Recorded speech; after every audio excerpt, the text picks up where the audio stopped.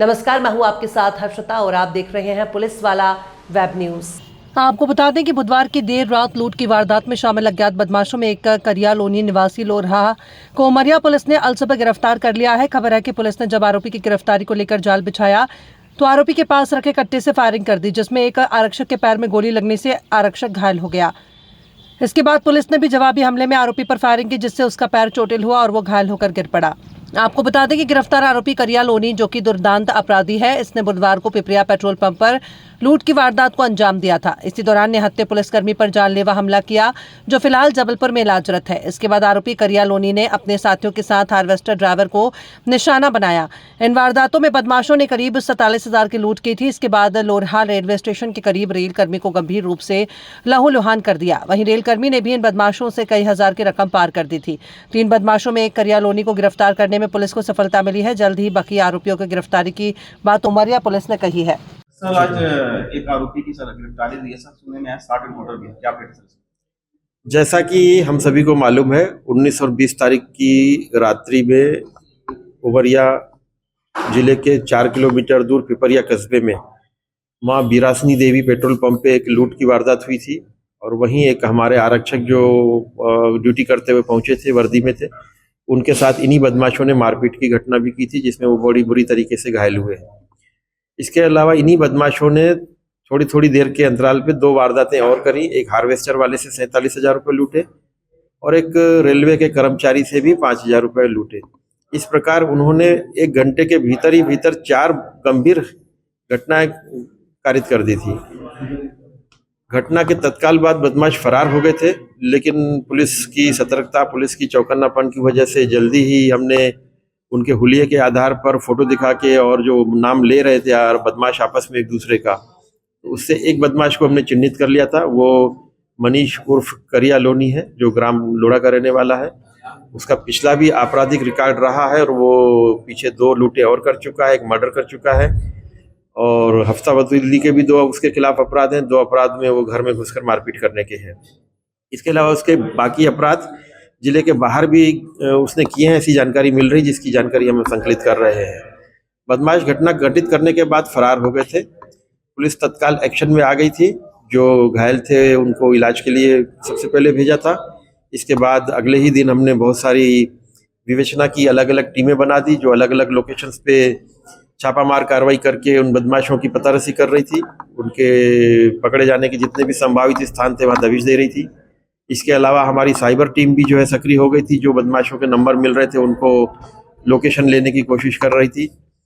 और इसके अलावा हमने इस पूरे, चूंकि घटनाक्रम बड़े संगीन थे और ज़्यादा संख्या में थे, तो इसके लिए एक स्पेशल टीम भी हमने बनाई, जो एसडीओपी उमरिया नागेंद्र प्रताप सिंह के नेतृत्व में रही। इसमें टीआई कोतवाली, टीआई नौरोजाबाद, चौकी प्रभारी सिविल लाइन, चौकी प्रभारी ताला, और इसके अलावा हमारे लाइन में एक काबिल सब इंस्पेक्टर है कोमल दीवान, उनको हमने इस पूरे जांच दल में रखा। ये जांच दल लगातार लिखापढ़ी करने वाली टीम लिखापढ़ी कर रही थी और दबिश देने वाली टीम लगातार दबिश दे रही थी। साइबर टीम लगातार उनके मोबाइल नंबर प्राप्त करके उनके लोकेशन प्राप्त करने की कोशिश कर रही थी। इस प्रकार सभी के सम्मिलित प्रयास से आज सवेरे मुख्य बदमाश करिया लोनी की लोकेशन 7 बजे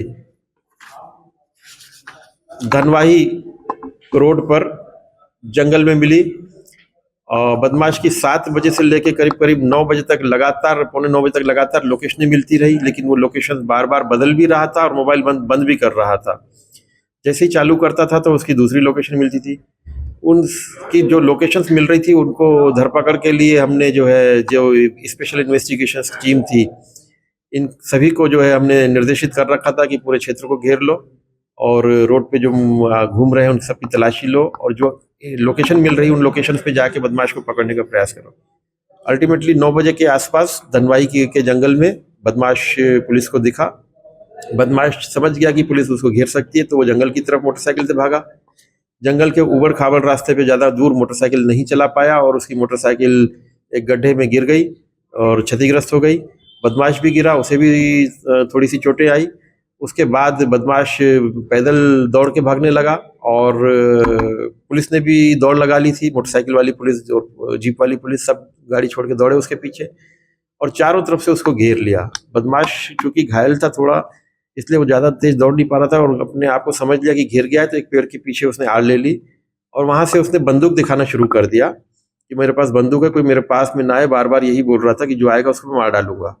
और उसमें उसने 2 फायर भी किए और उनमें से एक फायर हमारे एक आरक्षक, ताला चौकी का आरक्षक है भोलू, उसको पैर में लगा है, हालांकि चोट उसको ज़्यादा नहीं आई है। उस फायर के बाद भी उसके पास और भी राउंड थे, और भी फायर कर सकता था।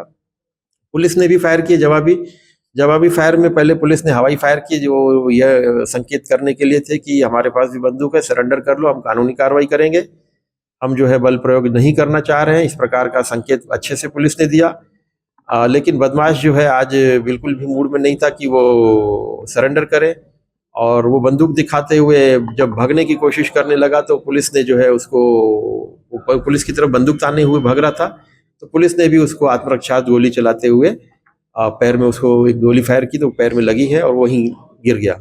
उसके बाद पुलिस ने उसको अपने कब्जे में ले लिया और पुलिस जो है उसके बाद आगे की कार्रवाई कर रही है। सर, जो बाकी 2 साथी थे वो चिन्हित हो चुके हैं सर? जी हाँ, बाकी 2 साथी चिन्हित हो गए हैं, लेकिन हम उनका नाम इसलिए नहीं खोल रहे हैं अभी कि यदि उनको पता चलेगा तो वो और दूर भाग जाएंगे, लिहाजा हम अभी उनके नाम सार्वजनिक नहीं कर रहे हैं। सर, लोढ़ा से भरौला के बीच में लगातार इनका आतंक देखने को मिलता है सर, इसमें पुलिस क्या एक्शन लेगी? लगातार हमारी पेट्रोलिंग चलती रहती है और अब तो ये अपराधी चिन्हित भी हो गए हैं। हम इनके पूरे आपराधिक रिकॉर्ड खंगाल रहे हैं। जितने भी अपराधी चिन्हित हुए हैं उनके सबके खिलाफ जो हमारी प्रतिबंधात्मक कार्रवाई होती है, जिला बदर की, एनएसए की, 110 की, हम उसके लिए पूरे प्रकरण तैयार कर रहे हैं। सर, ये जो गिरफ्तारी हुई है, आरक्षक ने जान पे खेल के गिरफ्तारी की है, इसमें कुछ प्रस्तुत करने का भी आगे कोई कार्यक्रम? बिल्कुल, वहाँ आप लोगों ने सीसीटीवी फुटेज जो हमने पत्रकारों को पूर्व में उपलब्ध कराए हैं उसमें आप देख सकते हैं कि वो आरक्षक जो है ड्यूटी करने के बाद जब घर जा रहा था तो उसको रॉड लिए हुए बदमाश दिखे, तो उनको उसने टोका कि रॉड लेके यहाँ क्या कर रहे हो। और इससे पहले कि आरक्षक कुछ और कार्रवाई कर पाता, बदमाशों ने उस पर हमला कर लिया और उसको लहूलुहान कर लिया। निश्चित ही हमारे आरक्षक का कार्य बिल्कुल ड्यूटी के अनुकूल रहा है और बड़ा गैलेंट किस्म का वीरता वाला रहा है। हम उसके पुरस्कार के लिए भी तैयार है। सर, अभी आरक्षक सीके तिवारी की हालत कैसी है? आरक्षक की सीके तिवारी की स्थिति बहुत अधिक गंभीर बनी हुई है। उसका जबड़ा पूरी तरीके से टूटा हुआ है और चूंकि उसके सर पे भी बहुत सारी राडें मारी गई हैं तो उसका सर भी फटा है। सूजन होने के कारण अभी डॉक्टर ऑपरेशन करने की स्थिति में नहीं है, लेकिन आगे उसका ऑपरेशन भी होगा और हालत उसकी बहुत ज़्यादा चिंताजनक बनी हुई है। जबलपुर के बेस्ट हॉस्पिटल में वह इस वक्त प्राणों की ले रहा है।